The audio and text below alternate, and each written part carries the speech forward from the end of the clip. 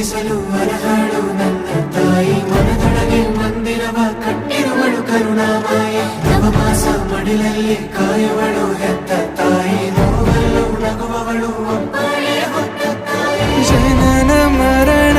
ಜಗದ ಸಂತೆ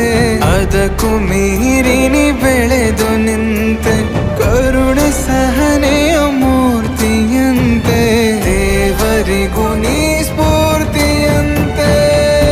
ಅದೃಷ್ಟವು ನನ್ನ ಪಾಲಿಗೆ ನಿನ್ನ ಕಂದನು